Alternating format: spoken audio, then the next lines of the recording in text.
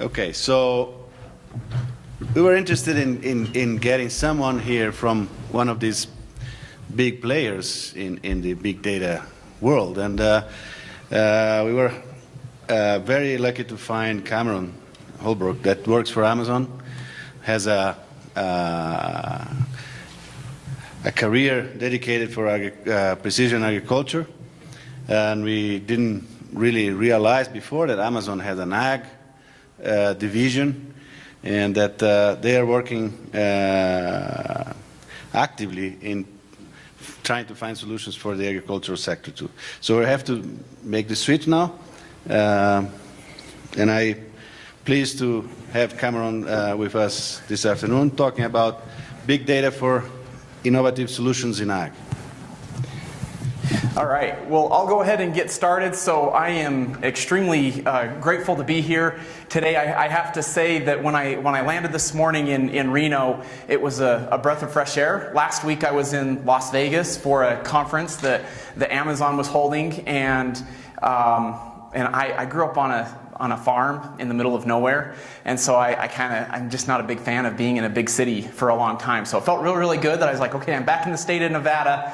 And but it was just good that the streets weren't as busy. By way of introduction, so Cameron Holbrook, I lead the agriculture industry vertical at Amazon Web Services. I'll explain here in a second what Amazon Web Services even is. I've been in the role for about 2 years now, and I lead the strategic direction of what we're doing in agriculture and what technologies we want to advance, collaboration partners, customers that we work with, and things along those lines. I was at John Deere prior to Amazon Web Services, which I'll refer to as AWS. There's always an acronym for everything.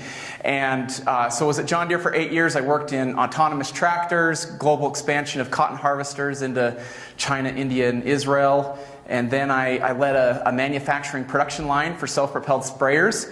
It was during that time my wife would always ask me, why do you always take work phone calls in the middle of the night? And I'd say, because a 5-minute phone conversation could be the difference of the line getting shut down or not. And if it gets shut down, then 200 people are going to have to work on Saturday and Sunday, including myself. So I'm going to take that phone call every time. And then it was from there that I moved into the technology arm of John Deere.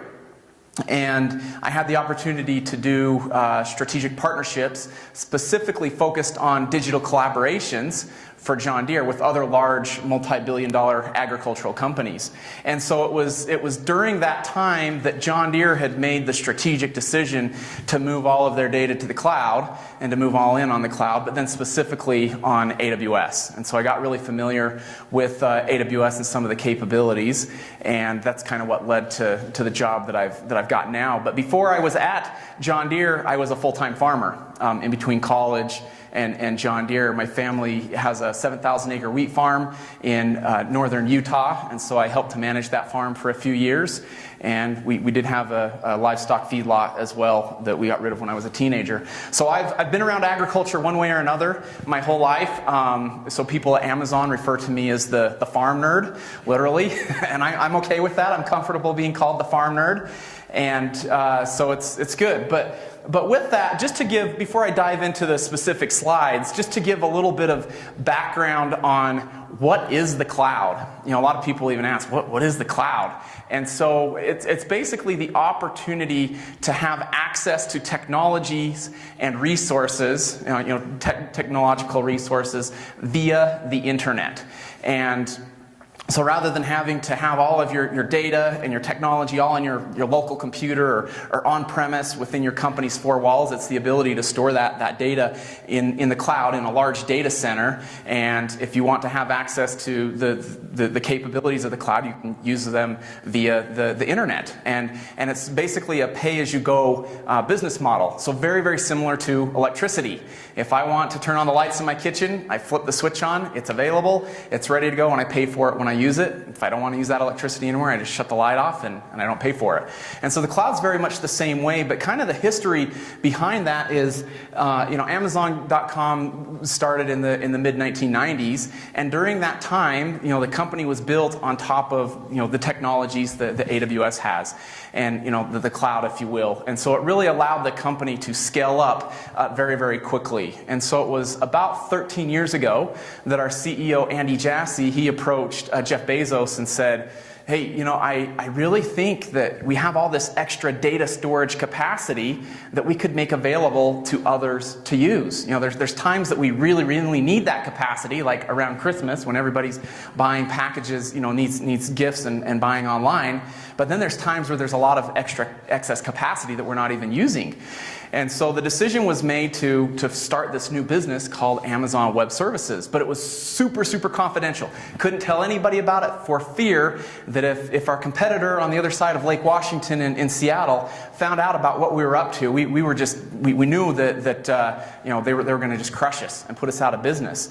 And so we kept it super confidential for about 18 months, and then word started to get out and it started to become real, and we're like, oh, now the competition's going to come after us. And it just kind of never happened for about 6 years, and it still kind of blows us away that we believe that this is such a huge market opportunity that we were able to have such a head start. And so with that, Amazon Web Services it's a $27 billion business. We ended 2018 as a $27 billion business. We are wholly owned by Amazon.com, but we are a completely separate organization. The Amazon.com does run on our cloud. So that's just kind of a background of what it is. We primarily work with large enterprises, startups, and government agencies would be kind of our three customer types. So with that, just to kind of move things along, one quote that just blows me away that I wanted to share with the group that I find absolutely fascinating is that, and we talk about this a lot in Amazon, is when we look at the average lifespan of S&P 500 companies, today it is only 15 years. Back in the 1920s, it was almost 70 years. And the way that we kind of interpret that was, it was once you were able to find kind of a cash cow, something that you knew was going to be very highly profitable for many years to come, then you could just ride that business for a long, long time with limited disruption. And today that is much, much different. If you look at the list of Fortune 100 companies and who are in there, some of those companies didn't even exist 20 years ago. And so that's something we think a lot about, but then we also hear that a lot of large organizations that want to innovate, they say, well, who's supposed to innovate in our company? Is it IT? Because a lot of that IT budget is just spent to keep the lights on and to run the general business. And so this is an area that we hear a lot of executives, 77% of CEOs believe that data security is increasing, and that's really, really critical.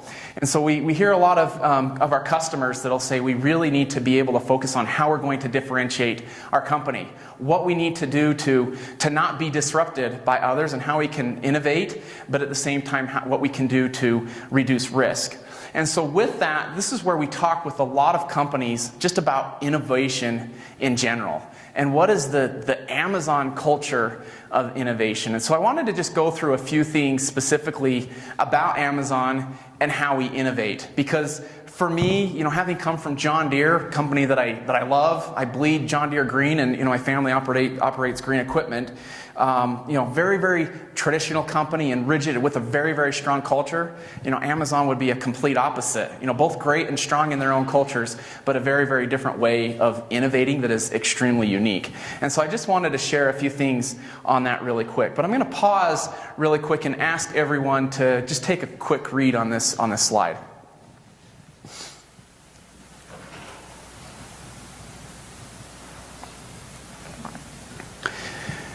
So the reason why I wanted to share this quote is because I find it very, very fascinating that, when you think of everything that it takes for the world to go round, automobiles, all the transportation that we utilize, food and all the logistics and technology, everything. This is basically saying that it's innovation that makes the world go round. It's not all the capital and labor. And I find that very, very fascinating. That I'm like, what? At first when I read this quote, I'm thinking, how does this make sense? But then when I think about how we all operate in our lives every single day, just think how various innovations that have taken place over the last 20 years have completely altered the way that we are as individuals. And so for Amazon and specifically AWS, we are very, very rigid about our leadership principles. Extremely rigid. And in fact, I'll never forget when I first was asked to interview for the job at Amazon, somebody... I thought, I'm never going to leave John Deere. I'm just going to live in Des Moines, Iowa the rest of my life, and I'm going to retire here one day, and this is great. And then I found out about this job at Amazon, and when I was preparing for the interview, I was talking to an individual, and he said, Cameron, if you don't get hired, don't get your feelings hurt. You're qualified. You got the interview, but it's it's just all about the leadership principles. And I remember thinking, what is he talking about? Maybe they've already predetermined who's going to get the job, and he's just trying to soften the blow for me. And no, what it was is, as you go through the interview, it is all about, are you a cultural fit? Do you fit the leadership principles or not? Because if you don't, we will continue to hire for open positions over and over and over and over, because it's all about cultural fit, and you fit in the culture. And so just a few of these leadership principles. I'm going to talk about customer obsession here in a second, because that is by far our most important one. But bias for action. I'll never forget when I first started my job, I called my boss one day and I said, hey boss, we've got this big opportunity in Germany and I really think we should pursue it. What do you think? And he said, Cameron, I don't care. Why didn't you just do this yesterday? Why are you calling me and asking me this question? I said, well, because it's a big deal. And he said, well, you're the CEO of your own business. You can do whatever you want. If you think that's important, just do it. And that's the bias for action. Actually, Jeff Bezos gives, sorry for kind of these side discussions, but they're kind of interesting, so I have to share them. But Jeff Bezos, every year, twice a year I should say, he gives out an award to an employee who made a decision and did something that was really, really big that should have required managerial approval, but they did it anyways without asking for their boss's permission. They just did it. And I remember sitting in this all-employee meeting in Seattle, the old basketball arena, and thinking, why is he promoting to everybody, like, do things that that are really big and important and strategic that should require boss's approval, but just do it anyways. But it's that bias for action, that it's, we hire leaders that know what they're doing and can lead their own business, but they have that bias for action to do it and to get it done. Think big is a big one. We always are thinking, how can we think big? How can we scale? Frugality, always try to do things very, very frugal and make sure that we're frugal with the money. And so these are some things that are very, very important to us, but from a hiring standpoint, we do not budge on these. We'll leave a position open for a year if we have to make sure that we find someone that's a good cultural fit. And at times, we're very peculiar, like the farm nerd here, as I mentioned. But one of our leadership principles that is top of the list, that is it always starts with number one, and that's customer obsession. Because everything we do is all about the customer. And when we work with the customer, we think about the customer, and then we work backwards. And a lot of times what we'll do actually, when we're going to start a new innovation or new initiative, we will write a press release. And a lot of times when I share that, people, their stomachs kind of sink, like, whoa, you'll write a press release before you even know what you want to do? No, we write a mock press release. We don't release it to anybody, but we'll write a press release that defines clearly who is the customer. Is that customer, is it a vet? Is it a farmer? Is it an agronomist? Is it an equipment dealer? But we'll clearly articulate who is the customer, what value are we trying to, what problems are we trying to solve for, and what value are we going to create for them. And then we do that to work backwards. But for us, it's in everything we do is working with the customer. And so specifically with Amazon Web Services, we have over a million active customers on the cloud today. And so our business, I can't remember if I shared or not, is a $27 billion business, but it's the fastest growing business in Amazon and our most profitable business in Amazon. And so it's just fascinating to, you can see a list of some of the companies, but just fascinating to see the growth. But one of our key leadership principles that we apply, specifically from what Jeff Bezos has really ingrained into the company is we talk a lot about two pizza teams. And I have to admit, when I first heard the phrase two pizza team, I was like, what is someone talking about? But our belief is that we have teams that are allowed to innovate. They have leadership. They drive their own business. They can do whatever ultimately they believe is the most important thing for their business. But the team should never get larger than what two pizzas will feed in any given meal. And if it gets larger than what two pizzas can feed, then we split the team up and we divide it. And so a good example would be artificial intelligence. That's one of our largest investment areas in Amazon Web Services today. But the reality is we have dozens of AI teams focused on developing new technologies for AI. It's just they're a bunch of two pizza teams. And we're very comfortable. There could be a lot of overlap between different things that we're doing. But we recognize that of those two pizza teams, there's going to be, there will be a few that will be very, very successful. There's going to be a few that are going to fail, and a lot of in between. But it also creates a little bit of competition, but it creates ownership. That you have to own, whatever you make, whatever you build, you have ownership over it. You're not just going to hand it off to another team. And so this is a really important principle for us that we apply in the business.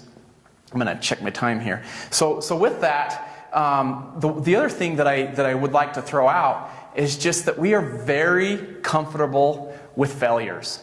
And it's okay to fail. And this was a hard thing for me to realize coming from a very traditional manufacturing company where it's like, if you fail, maybe you just want to kind of throw it under the rug and pretend that it never happened because it might hinder someone's next promotion or whatever. But failures actually in Amazon are very much embraced. So I'm going to ask by the raise of hands, and I'm going to give you a little hint here. I hope that nobody raises their hand, but maybe there will be one or two. Has anybody here ever owned, or did anyone here ever own a Fire Phone by chance? An Amazon Fire Phone? Okay, that's what I thought. So this was actually the biggest failure in Amazon. It's something that we talk about a lot, that we're like, it's a pretty big failure for us, where we had to write off a lot of hardware and a huge expense and a huge investment because we were going to go head to head with Samsung and Apple, and we were going to have the Fire Phone, and it was going to be great. But it was a pretty big failure. The reality from that failure, though, is that the capabilities that were built into that phone, there were a lot of voice capabilities, and it gave us a lot of experience in building hardware as well. So voice and hardware. And so from that, the teams moved from the Fire Phone over to Alexa, the Amazon Alexa and the Echo devices, which is now one of our more profitable businesses and is one of our bigger successes. And so I share that because I find it so fascinating that such a huge failure was actually embraced. That it was like, wow, look, we've learned all of these things. We've learned what we're good at. We've learned what we're not good at. And let's go launch another business. Let's just transition it a little bit. The second one is an online auction system that Amazon set a goal that we were going to go head to head with eBay. And we were going to compete with online auctioning. And that was actually a pretty big flop for us. But that failure also resulted into our Amazon Marketplace, which has been also another very successful business for us. So now as I shift over to agriculture, I want to share about some innovations that we see in AWS that we really think have really changed just the way that the agriculture takes place. And this is, apologize, it's a little bit agronomy focused, but I think it's very relevant.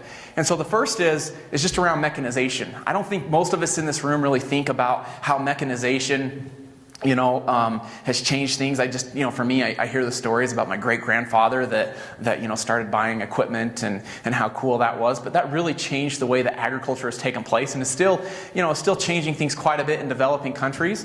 But that was kind of what we'd call a first wave of innovation in the last 100 years. The second around just GMO crops. And the thing that I find so fascinating is how quickly those were adopted. The third, self-guided equipment. Same thing, great technology was really adopted. The fourth wave that I believe is still, taking place is what I would call predictive agriculture. And that's using artificial intelligence and machine learning to better predict future outcomes, whether that's with crops, whether that's with livestock, with pigs, chickens, cows, dairy, whatever it is. It's taking all of this data that we have access to through IoT, Internet of Things devices, and being able to put it together in a data lake where it can all be processed and normalized and cleansed to better, then better understand, if I feed an extra extra portion of alfalfa to this animal at this time, what's the extra output going to be? Or if I'm going to apply an extra 10 pounds of nitrogen per acre on this specific acre with this soil type, with these weather patterns, with all these historical events, is that going to increase my crop yield by 5%, decrease it by 5%? Because today it's more of an art than it is in a science. And this is where we see in AWS just a lot of investment throughout the industry is people working on these predictive algorithms, built on top of data lakes. And so with that, we talk a lot about large enterprises, and I'll share a few examples of collaborations we've had in AWS, but we talk a lot about successes that we've seen, with companies using the cloud and large enterprises. But the reality is we also have, what's at the core of AWS are startups. And we love to talk about companies that were born on the cloud. We call it, born on AWS, whether that's Netflix or Uber, Pinterest, Snapchat, some listed here, Airbnb and some other things. We love startups, and that is the core of what we always talk about, because the reality is if somebody has a good idea that's very innovative and hits the mark, they don't have to go make a $10 million investment to launch their startup company. They can put it on the cloud and they can scale it up and they can go global very, very quickly. And so in addition to just general startups that people are very familiar with, agriculture is not a lot different. We have a lot of born on the cloud agricultural companies that were born on AWS as well, whether it's Climate Corp and Granular. I know those were, have been acquired, a few years ago to Monsanto and Granular with, which is now Corteva, but acquired by DuPont about 18 months ago. Great examples of companies born on the cloud, but FBN is another one, and Food Logic. And so I just share this because, I hear of a lot of people that say, God, I've got these great ideas and these things that I want to do and I want to innovate and it's fun. And I think that's very common for people who've grown up on a farm. We tend to be very entrepreneurial and willing to roll up our sleeves and try things. You don't have to go get these big, massive investments to start your own idea. You can launch it like that. And we see that stuff in agriculture all the time, and it's really, really cool. The next thing that I wanted to just go through really quick is the question of what is Amazon doing in agriculture? Because I think it's a very valid question. And so when we look at AWS and our business, the vast majority of our business and our org chart and our structure is built around our products and services. And so when I say products and services, for us, that is storage, compute, security, analytics, IoT, artificial intelligence, analytics, could go on and on and on. And that's really where the majority of our headcount is. But our belief in AWS is that if we're going to continue to grow in the future at the same rate going forward that we've grown in the past, we believe that in addition to being products and services focused, we also need to be industry focused. And so, a lot of people say, "Whoa, well, are you gonna start competing with us? Are you gonna, what's going on here?" And the reality is, for us, our goal is to do the undifferentiated heavy lifting. So the things that are really difficult to do, that are expensive and hard, that nobody wants to do, but everybody has to do in order to play in the artificial intelligence space, those are the things that we want to do. And so what we're doing in agriculture is actually no different than what we've done in other industries that have just adopted the cloud a lot quicker than agriculture, whether that's been automotive, the telco industry, financial services, healthcare. And so when I joined AWS, agriculture was our 10th industry of focus. And today we've got over 20. Once again, another side thing that's a little bit funny, but a lot of times, so I actually, when I took my job with AWS, I was going to move to Seattle, and then I found out that a lot of my coworkers didn't live in Seattle, that lead other industries. And so I said, "Do you really care where I live?" And they said, "As long as you're close to an airport, a major airport, you can live wherever you want." And so I thought, well, here's my chance. I'm going to move back to the family farm. And so when people ask me where I'm from, I'll say, "Oh, I'm from Salt Lake City, Utah." And they look at me and they say, "Oh, Salt Lake, that is the mecca of agriculture, because my counterparts for automotive live, the automotive team is in Detroit, oil and gas is in Houston, financial services, New York City. So they hear agriculture in Salt Lake, and they're like, you must be in the mecca of agriculture. And I look at them like, are you crazy? Do you know anything about agriculture? Utah is the desert. It is not the mecca of agriculture. Maybe I should live in Chicago or Minneapolis or St. Louis, but not Salt Lake. But really, as I mentioned, what we're doing in agriculture is no different than what we've done in other industries. It's just us taking a more proactive approach, so that when we work with people in the agricultural industry, rather than walking up to them with a box of 1,000 Lego blocks, because we have over 1,000 products and services, and we're constantly launching new products and services, almost a new product and service every single day. But instead of walking up to them and saying, hey, here's the 1,000 pieces of Lego blocks of technology that you could use in your business, and kind of dumping them on the table and saying, good luck, hope you can figure it out. It's us taking a more proactive approach, that if somebody says, hey, I want to be able to do IoT with my dairy cow, and I want to be able to get that data to the cloud in real time, it's us coming forward and saying, okay, if that's your goal, here are the 5 products that you should utilize. This is what the reference architecture looks like to put it together. Now we've just saved you 6 months of time and a lot of heavy lifting and hard work to figure this out, and it's helping us to accelerate their adoption of the technology. And so with that, we recognize that in agriculture, there's just a huge complexity in what's going on in the space and a large amount of volume. And so with that, we do have an agricultural strategy of what we are doing in agriculture. And so we've kind of gone through and identified, all the companies that we're aware of that are using the cloud today. We've got over 630 customers globally that are using the cloud on a regular basis that we're aware of. It seems to grow by a couple every day, just because there's so many companies popping up that we're not even aware of that are already using the services. But then from there, we've kind of broken out different industry segments. And then a key thing that we really try to do is we try to identify industry thought leaders. Companies, whether they're large enterprises or small startups, that are really doing innovative things using our technologies, that we we'll prioritize collaborations with them and work together. And the way that we kind of go through this whole process, and this was weird to me when I first started at Amazon, is we will write a 6-page narrative. I came from the land of PowerPoints, where everything that we do, just like this, we're talking through a PowerPoint. And if you were, if you were a good talker, you could get your resources and your funding and get things approved, but didn't always mean that it was the best idea. In Amazon, we don't use PowerPoints. We don't even have projectors in our conference rooms unless it's with customers.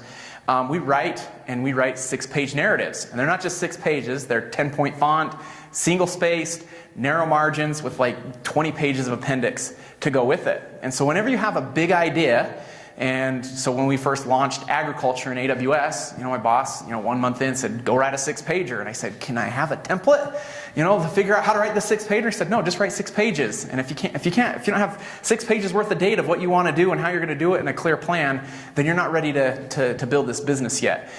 So I was like, all right, I'll write a 6-pager. And so in these 6 pages, what we do is we'll write them, and you write all your initiatives, what you want to do, the strategy, how you're going to get started. And you don't share it with anybody. You just show up to the conference room. You set the meeting up, and you'll have a lot of people in the room. There's like 20 people, and it's a 1-hour meeting. And we sit down, and everybody gets a 6-page narrative printed out and handed. Nobody's seen it beforehand. Everybody gets a red pen, and then everyone reads it in dead silence for 30 minutes. And I have to admit, it's pretty awkward for the first time. You're like, what is everyone doing? They're just reading my paper. And then the next thought that's running through your head is, whoa, these red pens are going like crazy, and they're marking up my paper like crazy. This is going to be a bloodbath. But the reality is, that's how we will do something. And then, so that's the first 30 minutes as you read. The next 20 minutes, it's open debate and dialogue to everyone in the room, minus the top 1 or 2 leaders sitting in the room, because they don't want to bias the line of thinking. So everybody just kind of debates it and talks through it. And then last 10 minutes is, the leader will share, is this approved or not approved? And, sometimes it's go back and rewrite this whole thing, or let's move forward and make it happen. But it's really just to clearly identify what we want to do. And it all started 15 years ago when someone had a big idea for Jeff Bezos. They got through the slides halfway through, didn't get them all done. He said, you're asking for a lot of money. It's a bunch of bullet points. And then he saw the speaker notes and he said, I want that detail. I want that detail to make the decision. And that's where the 6-pager was born. And so that's kind of how we'll go about making decisions. So we've got a 6-pager in agriculture, and as we go through it, there are specific areas in AWS that we are focusing on. IoT is a huge one, whether it's with equipment, drone imagery, with animals and feedlots. There's a lot that's going on with IoT. Logistics, genomics is a big one I'm going to touch on here in a second. I'll come back on. Food traceability and feed traceability. And then, as I was already mentioned, the predictive agriculture piece. And so with that, once we've kind of defined the strategy, where do we go from there? Well, typically we'll work backwards. We'll write a press release and we'll work with a customer to do this, because anything that we build, 90 to 95% of anything that we build, it's in collaboration with the customer. So we'll collaborate with any of our customers. We will, with the customer, we'll write a press release together. It's just the press release doesn't get released to anybody, but we'll write that think big press release. What do we want to be? Where do we want to go in the next 2 years? And we'll work backwards. We'll have a workshop, and then we start with really small experiments. 2-month proof of concepts, pilots, where we'll iterate. We'll start on it. If it's successful, great. If it fails, we'll learn from it. But if it's successful, we'll iterate and we'll scale it up very, very quickly, and then we'll move it forward. And it's all built on these leadership principles. So we think very, very big. We think how to scale. But then we do all these really small experiments to build that out. And so rather than just keep going on that, I'm just going to wrap up in the next couple of minutes. Just want to share a few customer collaborations that we have that I can share publicly. So one I just wanted to highlight specifically because of the folks here, but a company out of the Netherlands, Friesland Campina, a very large dairy company. Love this quote that was shared by Gavin at one of our AWS summits, where he said, look, at the end of the day, we are a dairy company. We are not a technology company. We're not a technology company. We're a dairy company. And so we work with AWS to bring the right technology and capabilities to us so that we can focus on what we're good at, dairy. And so I really, really love that quote. It was fascinating. The next one is just around Illumina. So a lot of genomics, a lot of the genomic sequencing work that is done, people are doing it with Illumina. Well, the cool thing that we love about AWS is we do a lot of stuff behind the scenes that nobody knows about. And so Illumina was built on top of, is running all of their infrastructure on AWS. The next one is just around Bayer. So Bayer out of Germany, they were starting a digital farming team, and they said, as we're going to start this team, we don't want it to be tied to corporate IT. We want them to operate like a startup company for 2 reasons. They want us to operate like a startup company from a cultural standpoint, but also from a technology standpoint. So they said from a cultural standpoint, rather than anybody here that's been to Germany, a lot of times the dress code is suit and tie. They said, we're going to be 10 kilometers down the road, and if they want to show up to work in t-shirt, jeans, and flip-flops, that's fine. We're going to give them that autonomy. The second, from a technology standpoint, is said we're going to operate like a startup by being born on the cloud with AWS. So that when the data is coming in at peak levels in the fall during harvest and spring planting, we can scale up very, very quickly and fastly.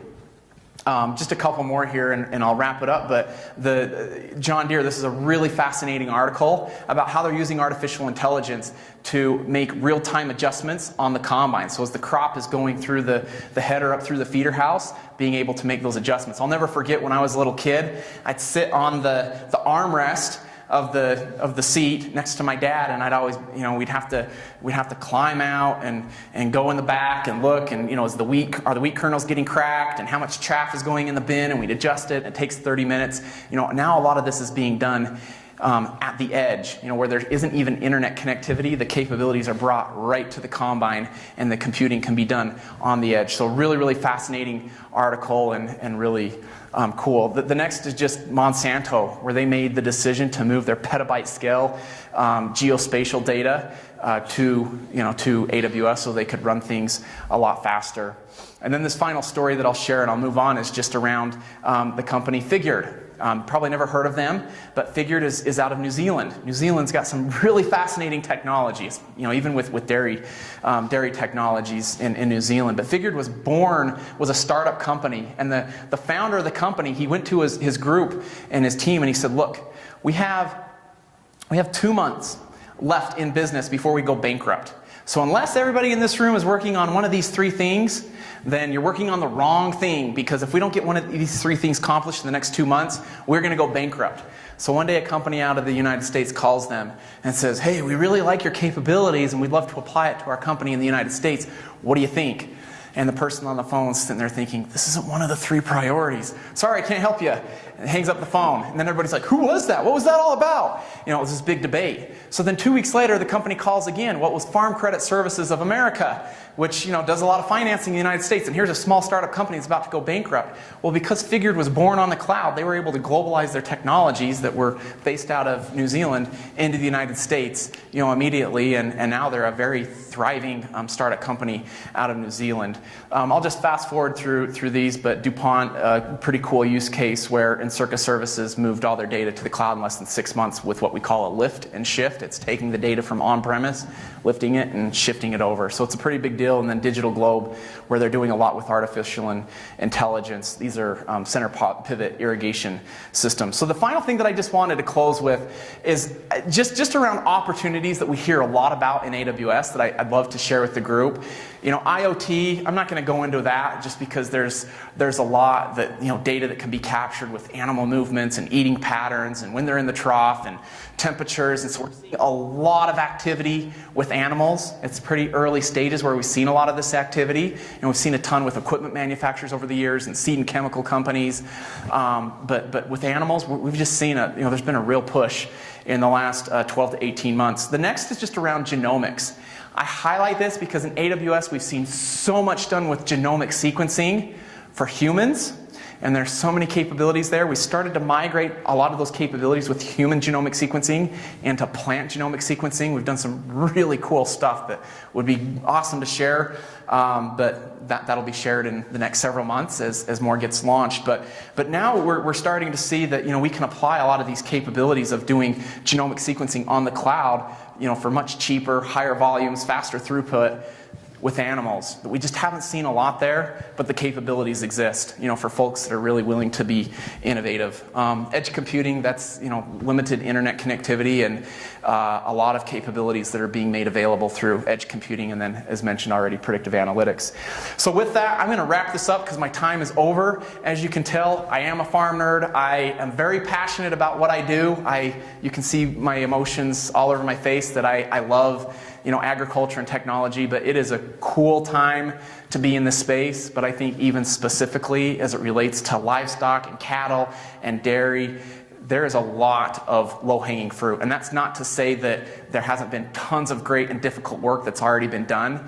It's just the speed of innovation continues to increase so quickly that there is just so much opportunity in this space. So I appreciate the opportunity to be here, and you know, hopefully we'll have the chance to have some hallway conversations afterwards. Thanks, everyone.